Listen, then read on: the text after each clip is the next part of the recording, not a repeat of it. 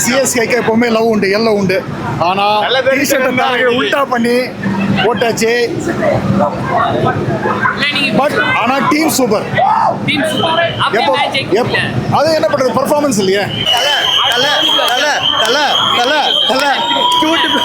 White salt pepper செதுக்கப்பட்ட சிலை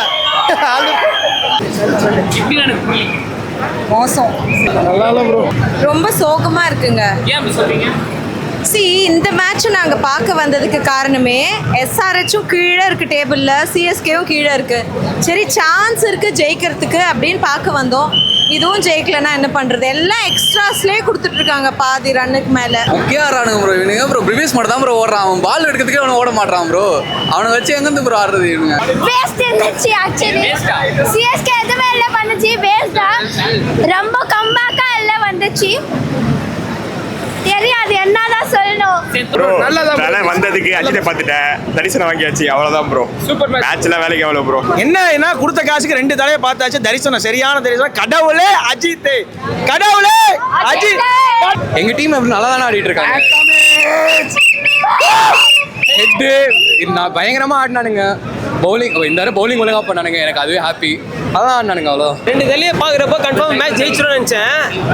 2 தலையை பார்க்குறப்ப கன்ஃபார்ம் ஜெயிச்சிரும்னு நினச்சேன். ஆனால் மேட்ச் வந்து ரொம்ப டிசப்பாயிண்ட்.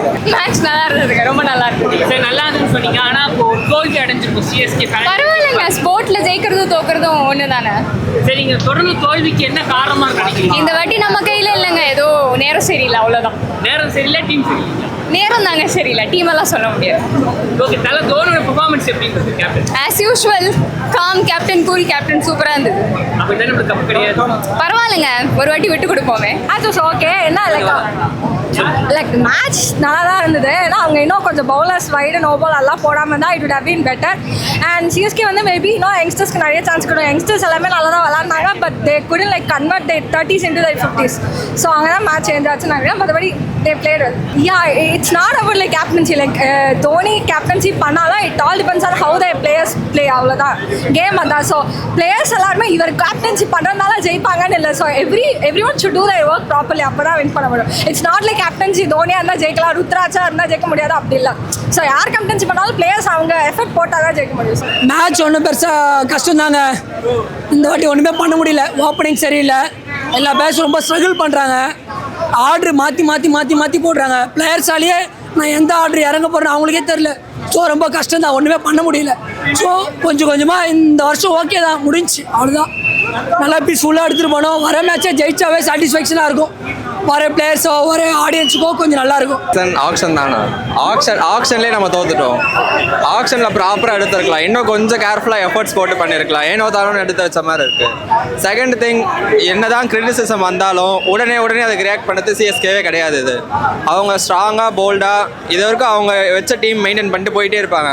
ஆனால் இந்த வருஷம் என்னென்னா நம்ம பப்ளிக் சொல்கிற ரிவ்யூஸோ கிரிட்டிசிசமோ அப்படியே எடுத்துக்கிறாங்க. அதுக்கேற்ற மாதிரி அடுத்தடுத்த மேட்ச் மாற்றிக்கிட்டே இருக்காங்க. இந்த மாத்திர தான் அவங்க போய் கிரம்பிள் ஆகி விழுதாங்க. இந்த வர மேட்சஸ்ல எல்லாமே அவங்க ஸ்ட்ரென்த் என்னவோ அவங்க அது ப்ளே பண்ணிட்டு போயிட்டே இருந்தாங்கன்னா கண்டிப்பாக ஜெயிப்பாங்க. நம்ம சொல்றதெல்லாம் போய் எடுத்துக்கிட்டு அவங்க மாற்றிக்கிட்டு இருக்காங்க. ஏதோ புதுசாக ட்ரை பண்ணுறேன்னு சொல்லிட்டு ஓவர் ஹைப்பு கொடுத்து தோனியை பயங்கரமாக இது பண்ணி வச்சுருக்கானுங்க. அதெல்லாம் ஒத்துக்கிறேன் தலை. இந்த சீசன் ஒழுங்காக போலதான், அதுக்காக வந்து ஒன்று அடுத்த வருவாங்க, அவ்வளவுதான். கம்பேக் தான் என்ன தலை.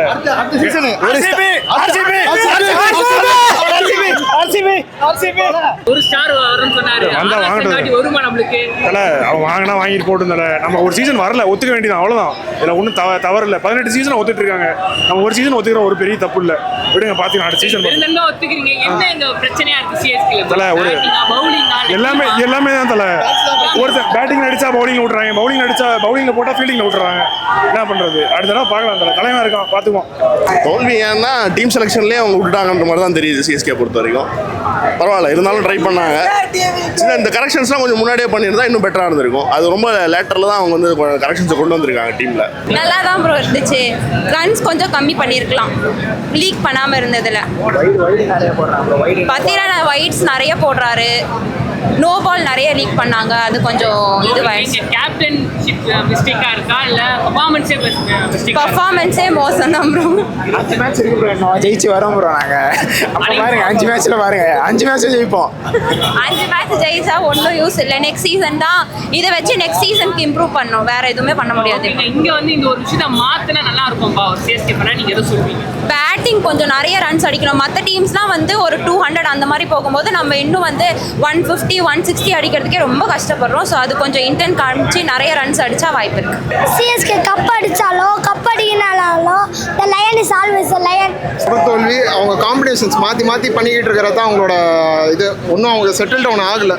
ஏதாவது ஒரு காம்பினேஷன் செட் ஆகும்னு பார்க்குறாங்க. மேபி இந்த இயர் ரெண்டுக்குள்ளே அவங்க இதுக்கப்புறம் பிளே ஆஃப் போகிறதுக்கு வாய்ப்பே கிடையாதுன்னு அவங்களுக்கு தெரியும்.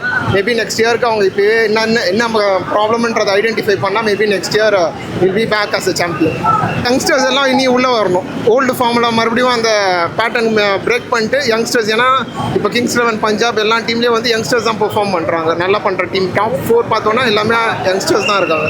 ஸோ சேம் லைக் யங்ஸ்டர்ஸும் சென்னை டீமுக்கு நிறைய பேர் இப்போ பர்ஃபார்ம் பண்ண ஆரம்பிச்சிருக்காங்க.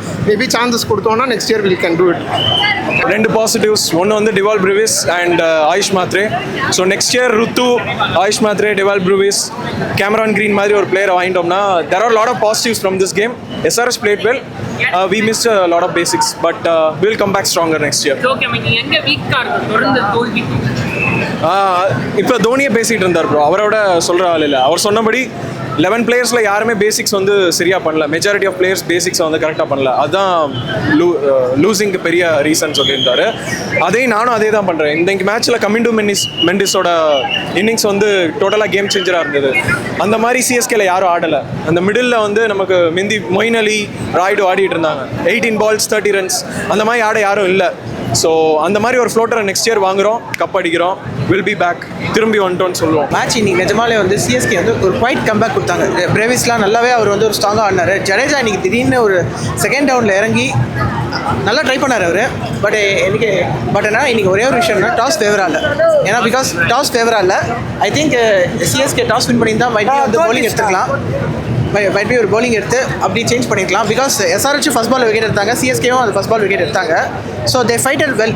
இது வரைக்குமே இதே பழைய SRH இருந்ததுன்னா அவங்க 10 ஓவர்லேயே மேட்ச் முடிச்சிருப்பாங்க. பட் ஆனால் வந்து நிஜமாலே வந்து பவுலிங்கில் வந்து நல்லா இது பண்ணாங்க. நூறு நல்லா பண்ணார், ஜடேஜாவும் நல்லா விக்கெட்லாம் எடுத்தார்.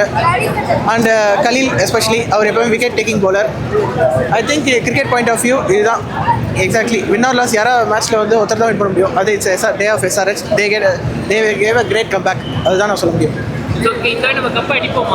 இந்த வாட்டி வந்து இது எப்படின்னா அந்த ஃபேவர் ஆஃப் சிஎஸ்கேன்னு எப்போவுமே இது பேசக்கூடாது. பட் ஆனால் வந்து நிறைய நிஜமாலே வந்து அவுட் ஆஃப் சிஎஸ்கேவாக இருக்கட்டும், எம்ஐயாக இருக்கட்டும், ஆர்சிபியாக இருக்கட்டும், அதை தாண்டி இந்த வாட்டி கப் அடிக்கிற ஆப்பர்ச்சுனிட்டிஸ் ஒரு பஞ்சாப்க்கு இருக்குது, டெல்லி கேபிட்டல்ஸ்க்கு இருக்குது. அதுதான் ஓப்பனாக சொல்லணும்னா பஞ்சாப் அண்ட் டெல்லி கேபிட்டல்ஸ்க்கு இருக்குது.